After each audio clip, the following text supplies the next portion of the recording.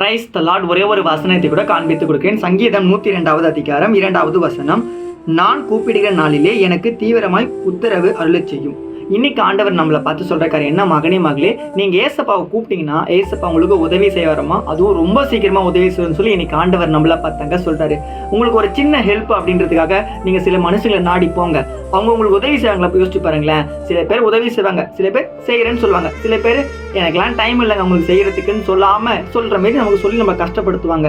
இன்னைக்கு மனுஷங்களோட நிலைமை அப்படிதான். மனுஷங்க வார்த்தையில சொல்லி நம்மளை ஏமாத்துவாங்க. ஏசப்பா வார்த்தையில சொன்னதை நமக்கு நிறைவேற்றி தருவாருங்க. இன்னைக்கு உங்க வாழ்க்கையில கூட பாத்தீங்கன்னா சில எதிர்பார்ப்பு தேவைகள் நீங்க எதிர்பார்த்து காத்துன்னு இருக்கீங்க. அது ஒரு படிப்பா இருக்கட்டும், ஒரு வேலையா இருக்கட்டும், திருமண காரியமா இருக்கட்டும், கர்ப்பத்தின் கனியா இருக்கட்டும். எனக்கு ரொம்ப நாளா ஆச்சுங்க, நான் ரொம்ப எதிர்பார்க்கறேங்க, எனக்கு திருமணம் நடக்கவே இல்லைங்க, ரொம்ப கஷ்டமா இருக்குன்னு ஃபீல் பண்றீங்களா? ஏசப்பா சொல்றாரு, மகனே மகளே, நீ என்ன நோக்கி கூப்பிடுற பத்தியா, நான் சீக்கிரமா உனக்கு செய்ய போறேன், நீ கவலைப்படாத.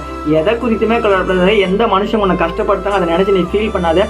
அவர்கள் கண்களுக்கு முன்பாக நான் உன்னை மேன்மைப்படுத்த போறேன் சொல்லி இன்னைக்கு ஆண்டவர் நம்மளை பார்த்தா சொல்றாரு. விசுவாசிக்கிறீங்கன்னா ஆமேன் போட்டுக்கோங்க. இதே போல வைக்கிற வசனத்தை நான் ஃபாலோ பண்ணிக்கோங்க. God bless you. ஆமேன்.